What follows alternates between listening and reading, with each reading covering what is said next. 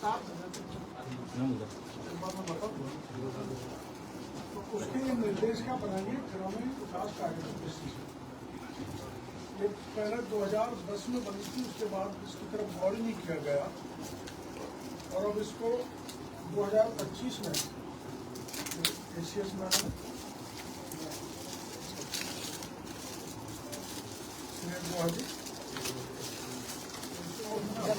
नए तरीके से गाइडलाइंस को काफी संशोधन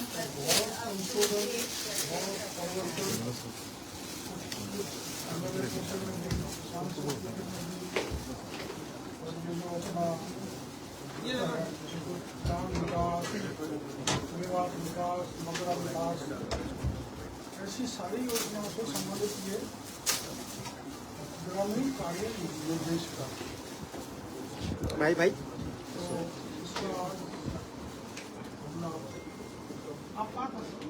आपके सामने ये लोकार्पण किया है। और हमारे रूरल डेवलपमेंट की जितनी भी एक्टिविटीज है सबका इसमें विवरण है। माननीय मुख्यमंत्री जी का भी संदेश इसमें है। और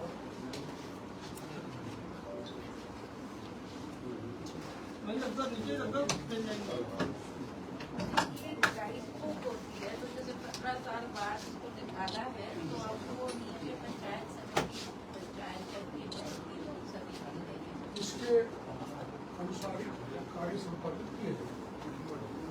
अब आप यूँ सोच रहे हो कि मजा नहीं आया, इसके नाम के लिए बुलाया है। तो हमारे यहाँ हमने एक पोर्टल लागू किया है ग्रामीण कार्यों के लिए, विशेषकर नरेगा के लिए। इसका नाम है NMMS, national mobile monitoring system. इसके लागू होने के बाद 2024-2025 में ये 1200 करोड़ रुपए बचे। होगा और बाइट लोगे ना? 2025-26 में 1400 करोड़ रुपए बचे। मतलब टोटल 2600 करोड़ का लीकेज जो नरेगा में होता था, फर्जी हाजिरी भर दी, मजदूर फर्जी जमा कर दिया, कहाँ मजदूर कहाँ लगा दिया। तो ये पूरे देश में एक उदाहरण है कि हमें 2600 करोड़ रुपए इस तरह से अनियमितता होती थी, उस पर चेक लगाया है। एक तो हमारे इस विभाग की किस कार्यकाल में हमारे कार्यक्रम जब से हम पंचायत नहीं, ये जो आपने लीकेज का किया सर, ये जो लीकेज पकड़ा है इसको संबंधित कुछ न्यूज फोन पकड़ के उन पे कार्रवाई भी की है क्या? किसी के नाम आएगा? ऐसा क्या है, आमतौर पर शिकायत होती थी नरेगा में मजदूर लगाए 50, वही रिपीट होकर 500 कर दिए, काम का सेंशन हुआ, काम कर पा रहे हैं। और पहले जो ऑनलाइन हाजिरी होती थी वही एक जगह की पिक्चर जो जियो टैगिंग की डालते थे वही दूसरी जगह ले जाके डाल दी। ऐसी इरेगुलरिटीज होती थी इसमें। और उस इरेगुलरिटीज में हमने दर्जनों ग्राम पंचायतों की जांच की, जिसमें एक ग्राम पंचायत में नाम लेना चाहूँगा। पंचायत समिति मंडरायल में, ग्राम पंचायत नागपुर में पिछले राज्य में 28 करोड़ के काम सेंक्शन हुए और उसमें 2 करोड़ के काम कराए, 26 करोड़ को डका दिया। हमने वो इनकम टैक्स को भी दे दिया, लेकिन ईडी को भी दे दिया। तो ऐसा जो गड़बड़ घोटाला था ग्राम पंचायतों में वो होता था, इसको रोकने में ये NMMS पोर्टल सफल रहा। जहाँ तक आपका कहना है कि आपने जांच बैठा रखी है और रिपोर्टें आ रही हैं, और हमने मुकदमा बना के सरपंचों के खिलाफ जांच से रिपोर्ट मांगी, पंचायत राज की कार्रवाई की। कई के खिलाफ FIR भी दर्ज हुई, कई तो धारा 38 में डिस्क्वालीफाई किया है। ये एक ये एमएनएमएस में होते सर इसमें एक चीज और बता दीजिए, आप बता रहे हो सरपंचों पर जो कार्रवाई, इसमें संख्या नहीं है कि कितने सरपंचों पर कार्रवाई हो? जो शिकायत आती है उस शिकायत के आधार पर हम वो पंचायत राज विभाग भी करता है और आरडी के जो वर्क है उसको भी हम करते विभाग के अधिकारी कितने लिप्त पाए हैं इसमें? हैं। संबंधित विभाग के अधिकारी कितने? क्योंकि सरपंच को अकेला इतना बड़ा घोटाला करेगा नहीं। विभाग के अधिकारी को चाहे बीडीओ है, चाहे जेईएल है, चाहे जेटी है, चाहे सेक्रेटरी है, चाहे सरपंच, जांच करके हमने समान रूप से किसका कितना दोष है उतना बकाया उस पर निकाल दिया। एफआईआर भी दर्ज हो गई संबंधित, चाहे सेक्रेटरी है, चाहे बीडीओ है, चाहे सरपंच है, और समान अनुपात में उन पर हमने लाइबिलिटीज फिक्स कर दी। रिकवरी के लिए भी कोई प्रक्रिया अपनाई जाएगी कि इन संबंधित अधिकारियों से वसूली के लिए जो ये डकार गए राशि? क्यों नहीं? रिकवरी के तो कानून बना हुआ है, नियम बना है, उसके तहत उसमें कार्रवाई होगी। सर ये किस जिले का मामला है सर? बाकी फिर 100% हमने मुख्यालय से चेकिंग की है। ये अटेंडेंस आती है और ये फोटो से 2-3 में किया जाता है। 100% चेकिंग करके जो फिर सामने आए इस तरह की जहाँ गड़बड़ी हुई है फिर उनके खिलाफ करते हैं। तो उससे सर एक इफेक्ट ये आया है कि आगे से जो ये गलत मस्टर रोल है उनकी संख्या में कम है। इसका पलक झपकने का कोई बताओ ना।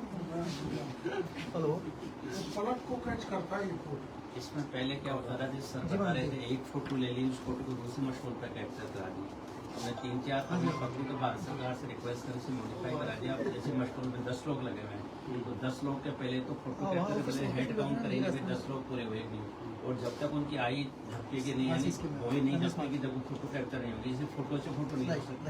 तो आई ब्लिंकिंग वाला ऑप्शन भी डाल दिया कि आई ब्लिंकिंग होगी तो ही फोटो खींचेगी, हेड काउंट होंगे तो होगी। ये क्या होता था, जैसे एक जगह काम कर दिया, सड़क का काम 5 किलोमीटर चल रहा हो, एक जगह पे ही फोटो कैप्चर कर देते, 500 मीटर भी फोटो उसकी अटेंडेंस लेने का ऑप्शन जारी कर दिया हम।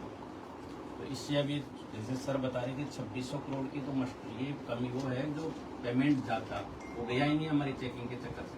ये तो सरकार माउंटिंग के करना, 2600 करोड़ बच गए। यानी ये तो जो हमारी माउंटिंग सिस्टम से वो मशरूम पे इतने डिप्लॉय हुए ही नहीं। दरबार टाइम से लाओ।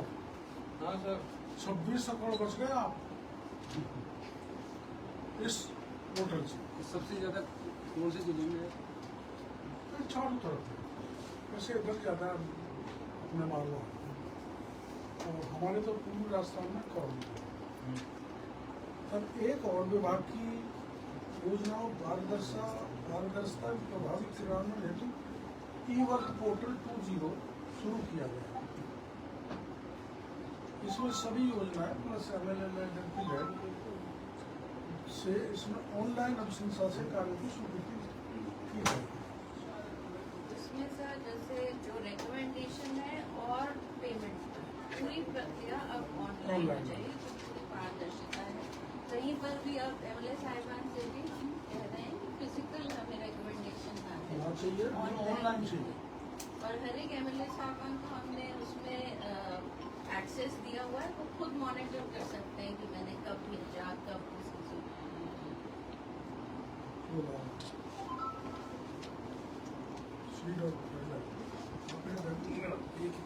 हमने अभी आवेदन दिया 29 मई से हाँ सर, वेट कर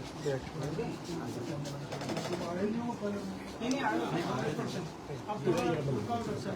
29 मई से हमने खाद, बीज, पेस्टिसाइड थोड़ा सा वैसे तो 24 अप्रैल से चालू हुआ था, लेकिन 29 अप्रैल से मैं खुद इस मामले में अधिकारियों के साथ गया। तो इसमें अब तक नकली खाद, नकली बीज, नकली पेस्टिसाइड बात कौन कर रहा है? चुप करो ना, बात कौन कर रहा है?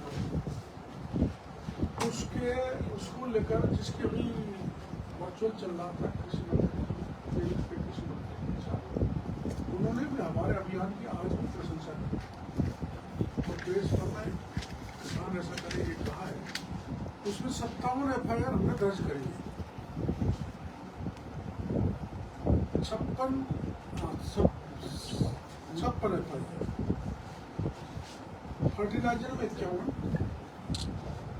सीड्स में 5 और लाइसेंस निरस्त किए हैं हमने 22 निरस्त करके टर्मिनेट कर दिया और 41 को सस्पेंड कर दिया। और जो खाद जब्त किया है ये हमने वो किया 95,000 मेट्रिक टन, 9,500 मेट्रिक टन ये हमने खाद जब्त किया है। एक बहुत बड़ी पेस्टिसाइड की फर्म एंडोफिन, उसको भी हमने जयपुर लेके हमने सील किया था, उसका भी लाइसेंस हमने सस्पेंड किया है। और एक आपको ये जानकारी है कि बायोफ्यूल की एक पॉलिसी भारत सरकार 2019 में लाई थी, जिसमें नॉन एडिबल सीड्स हैं,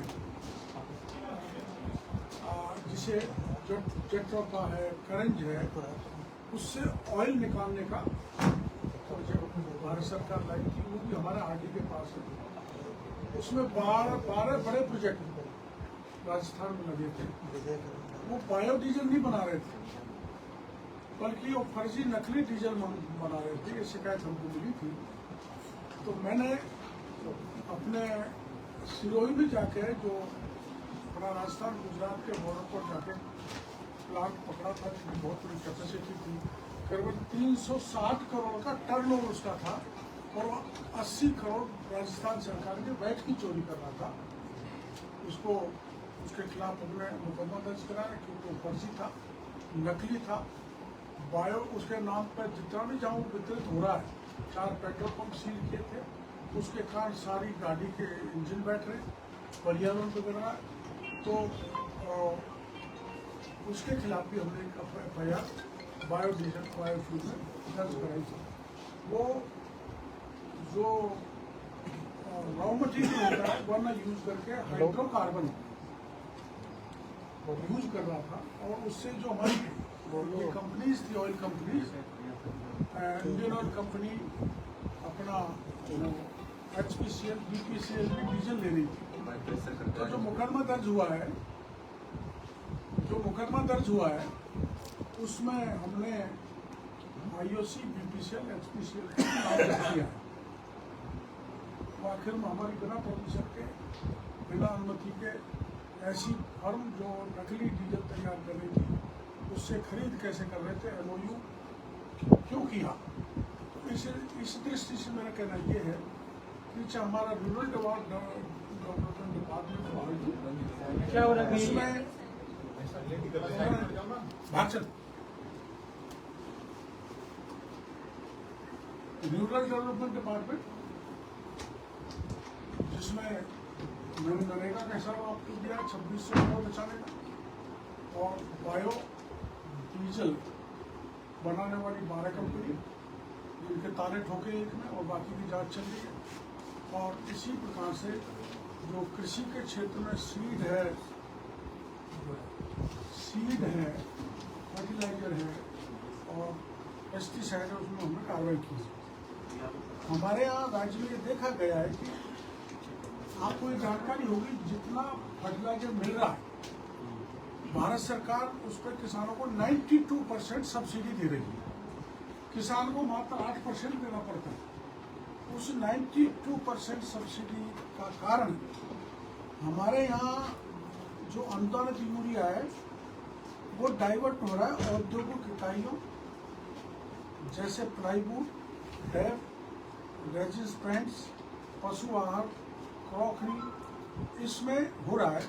और ये FCO के 1985 के क्लॉज 25 के तहत अनुदानित यूरिया का गैर कृषि कार्य औद्योगिक इकाई में यूज किया यहाँ पूरी तरह से प्रतिबंध है। तो सर इसके लिए तो पहले नीम कोटिंग यूरिया लेकर के आए थे। हाँ, वही तो है। इसमें हमने यहाँ कार्रवाई की है। इसके 74 नमूने का लिए हमने, जिसमें 4 नमूने नीम तेल पाया गया और 11 स्थानों पर सीज की गई और उसमें 621 मीट्रिक टन यूरिया जब्त किया है और 4 FIR दर्ज की है। आज हम केंद्रीय मंत्री जी ने हमको यही कहा है कि देश में किसानों का जितना फर्टिलाइजर विशेषकर यूरिया जा रहा है वो डाइवर्ट बहुत हो रहा है, उसको रोकने की जरूरत है। तो इसको रोकने के लिए हम कार्रवाई करेंगे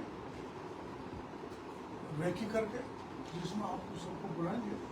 तो जो बड़े पैमाने पर यूरिया डाइवर्ट हो रहा है वो राजस्थान में एक मिसाल के तौर पर आपके सामने प्रकट करेंगे, क्या क्या कबाड़ा कौन कौन इन उद्योगों में कर रहे हैं और किसान के यूरिया को ले जाए। और कुछ सवाल करना होगा भाई साहब, पहले कम कार्रवाई होती थी, डिपार्टमेंट के भी कुछ अधिकारी मिले हुए हैं क्या इनके साथ? कुछ 11 सस्पेंड कर दिया और भी कुछ आ रहे हैं क्या? और वो कर देंगे, कोई कितना बड़ा हो। पाइपलाइन में चल रहे हैं 5-7 जो भी गड़बड़ी करेगा 5-7 पाइपलाइन में जुड़े वो बचेगा नहीं, उनके खिलाफ कार्रवाई करेंगे। और ये खाद के संकट की खबरें आती है भाई साहब जगह जगह से बार बार। किल्लत खाद के संकट का कारण यही है कि डाइवर्जन बहुत ज्यादा हो रहा है। सर वो 12 कंपनियां जो खाद देने वाली हैं वो भी उनके भी आपने आंकड़े देखे, वो तो माइनस में बढ़ा ही नहीं पानी जो आपसे रिलेटेड है। 12 छापे देने के बाद 2 तो बंद हो गए और अभी 10 चल रही है, उनकी जांच चल रही है। निश्चित जांच की आवश्यकता है, इसलिए उनको भी ताला ठोकेंगे जो नकली बना।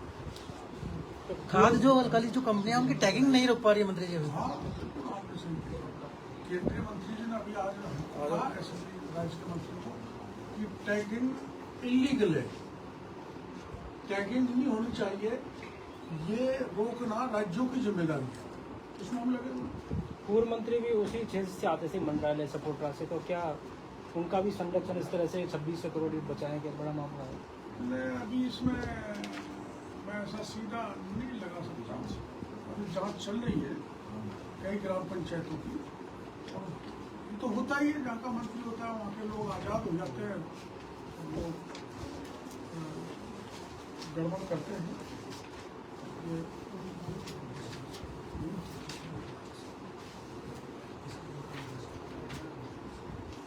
अभी कॉन्फ्रेंस की जानकारी दोगे आप लोगों को?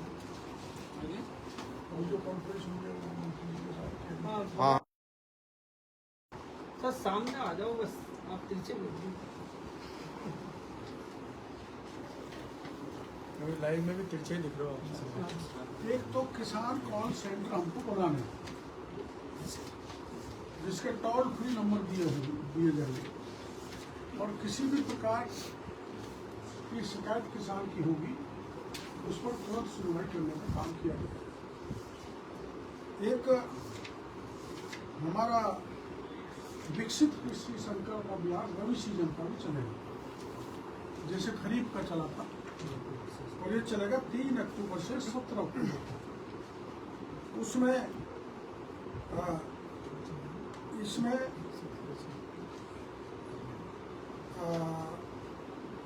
इसमें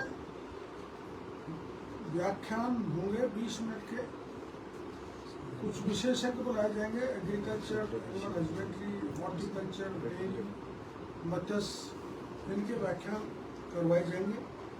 और प्राकृतिक खेती, जैविक खेती, जल बचत और हाईटेक उद्यानिकी पर कार्यक्रम कराए जाएंगे, वैज्ञानिक आएंगे।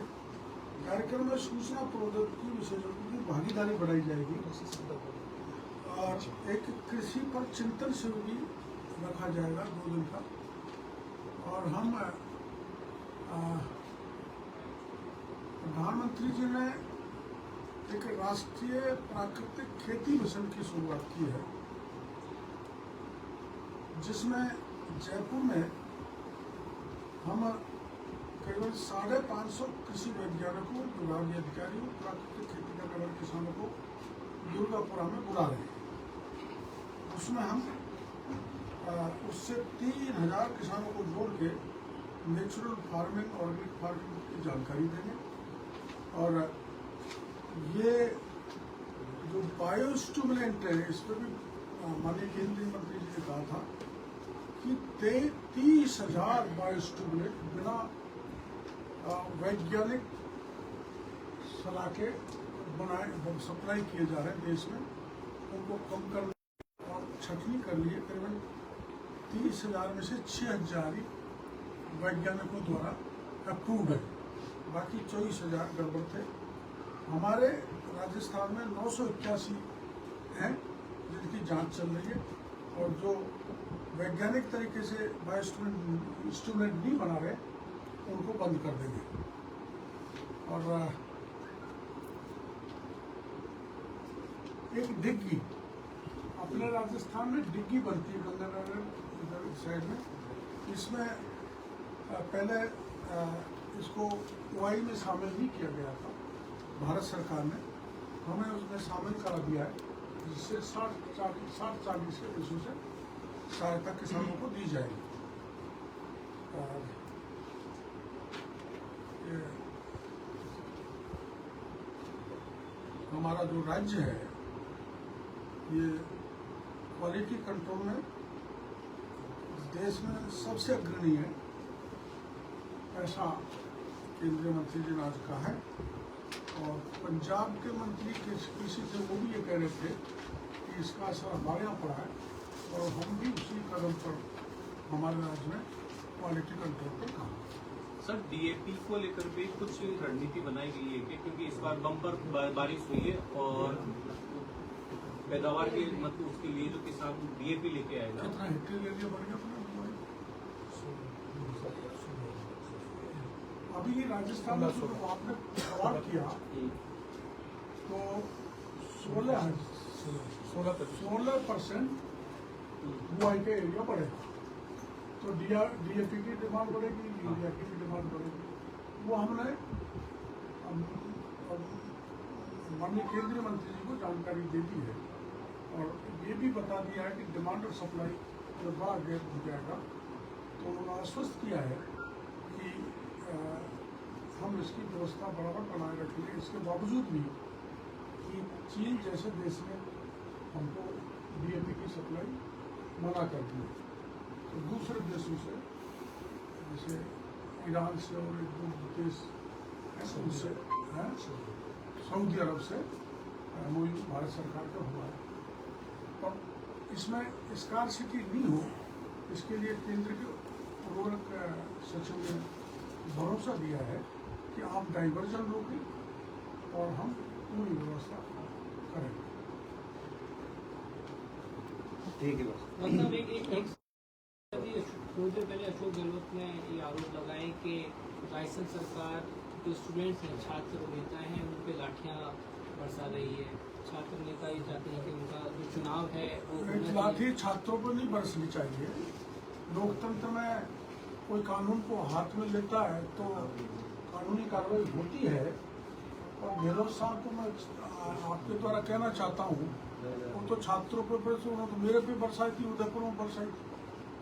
मैं जब सीकर जा रहा था तो रास्ते में वहाँ मेरे को बरसाई थी। छात्र चुनाव होने चाहिए, आप मानते हैं? छात्र चुनाव ये तो आप मुख्यमंत्री जी से पूछिए, मैं कहने के लिए अधिकृत नहीं जा रहे हैं। ड्रोन से कृत्रिम बारिश को लेकर के एक सवाल। हाँ, मेरा सवाल ड्रोन से कृत्रिम बरसात, क्या सवाल आपको? सवाल इतना सा है, आपने उस दिन कहा कि भीड़ के कारण ड्रोन नहीं उड़ पाया। मैंने नहीं मुख्य मेन कारण क्या क्या रहे? मैंने ये और दूसरा, आगामी जो अब आप ये कार्रवाई करेंगे, ड्रोन उड़ा करके जो प्रयास होगा वो कब होगा? क्या मीडिया के सामने होगा या जो वैज्ञानिक कह रहे हैं वो बात मीडिया के सामने में रख रहे हैं। वैज्ञानिकों ने ये कहा था कि ये हम एक सिंबॉलिक कार्यक्रम रखना चाहते हैं। वो 400 मीटर उड़ान वाला 2 किलोमीटर का वो कंटेंट ले जाने वाला ड्रोन था। उसको उड़ाने के बाद यहाँ जो करीबन 10,000 से 15,000 फीट तक की ऊंचाई के ड्रोन लाएंगे, लेकिन सिविल एविएशन की परमिशन अभी तक मिली नहीं। उन्होंने ये कहा जैसे सिविल एविएशन की परमिशन मिलेगी हम ऊपर बादलों को चीरने वाले ड्रोन लाएंगे।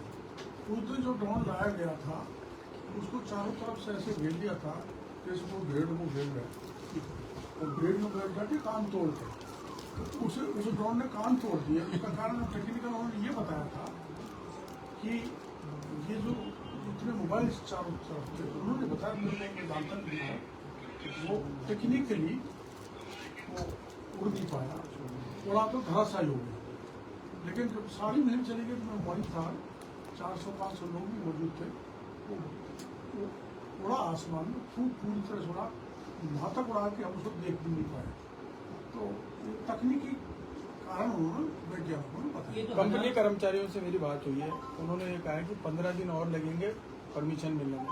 तो 15 दिन तक तो ड्रोन की कोई परमिशन नहीं है, 15 दिन ड्रोन जयपुर आएगा नहीं। अभी मेरी बात हुई थोड़ी देर पहले, वो कह रहे 15 दिन के बाद फुल हाइट पे 10,000 से ऊपर की हाइट की परमिशन मिलेगी तभी ड्रोन को, ये उन्होंने कहा है। मेरे को भी मिले। कब तक मानसून बादल चलेंगे? मैं यही कह रहा हूँ, अगले 60 दिन में अपन को लगातार कोशिश करनी थी, और अगले 30 दिन तक अगर परमिशन नहीं मिलती उसके बाद मानसून के बादल चले जाएंगे तो अगले साल पे टल गया मान लेते। हाँ, ये हो सकता है, आपका कहना सही है, लेकिन मैं 18-19 को मैंने सिविल एविएशन मिनिस्टर से समय ले लिया ताकि मैं खुद पहल करके परमिशन ले लूँ और अपना कार्यक्रम सफल करूँ। हाँ, यही है, वो तो होगा तभी जब परमिशन। वो तो 10,000 फीट की ऊंचाई पे जाने के बाद ही परमिशन के अकॉर्डिंग हो पाएगा। नहीं तो सर एक सवाल, ऐसा कहते हैं कि छात्र संघ का जो चुनाव होता है वो राजनीति की पहली सीढ़ी होता है, क्या वजह है सर आपकी सरकार चुनाव नहीं कराना चाहती? क्या ये सही वाजिब मानते हैं आप इस चीज को? देखो ऐसा है, मैं 6 बार MLA बन गया, 3 बार मैं लोकसभा राज्यसभा में जिला प्रमुख भी रहा हूँ, लेकिन मैं छात्र राजनीति से बिल्कुल जुड़ा हुआ नहीं रहा। पर हाँ, छात्र राजनीति से बहुत लोग MLA MP मंत्री बने हैं, इसको नहीं नकारा जा सकता। लेकिन ऐसे बहुत से लोग हैं मेरे जैसे जो छात्र राजनीति से नहीं आए। कम से कम मैं तो आपके सामने उदाहरण हूँ, और इस मामले में आपको कमेंट नहीं कर सकता क्योंकि ये उच्च स्तर पर निर्णय होता है। तो जो लोग पिछले राज्य में छात्र वो चुनाव को खत्म कर गए, वो किस मुंह से बात कर रहे हैं, मेरी समझ से बाहर है। उन्होंने क्यों रोका? सर उन्होंने गलती की, आप भी वही गलती करेंगे? ये तो कई बार हो जाती है, कई बार ये गलती जो वो पहले वाले कर देते हैं हम भी कर देते हैं, वैसे रिपीट नहीं होनी चाहिए गलती, क्योंकि जो सजा गहलोत साहब कहते हैं लंबी पूरी होती है, प्रयास उसको वापस कर लिया। तो सर जिस लोगों को तुमने खाद बीज की जो छापेमारी की थी उनमें से कोई जेल भी तो नहीं है अभी तक? नहीं, उसमें क्या है, कल ही मैंने ACS होम से बात करी है, क्योंकि पुलिस का इन्वेस्टिगेशन का एक तरीका होता है, उसमें दखल नहीं डाल सकते। तो ACS होम को हमने पत्र लिखा, व्यक्तिगत बात भी की है कि सारी जो FIRs हैं उनको डिजाइन करके एक ऐसी कमेटी बना दी जाए जिसका SIT टाइप, जिसकी निगरानी में इनमें गतियाँ हैं। हम तो ये कह सकते हैं, क्योंकि अब मामला पुलिस के हाथ में, हमारे हाथ में तो ये था कि नकली बीज, नकली खाद, नकली पेस्टिसाइड को सील कर दिया। इतनी सब कार्रवाई के बावजूद मुख्यमंत्री जी ने कभी आपको आप भी भरतपुर के वो भी वहीं के, पूछो क्या चक्कर है? आप भी वहीं के हो सर? आप भी तो वहीं के हो? मैं तो डुडाड़ का हूँ। आप एक गांव बदलो तो आप भी वहीं के हो? मैं डुडाड़ का हूँ, भरतपुर के, आप लोहागढ़ के हो। ठीक है भाई।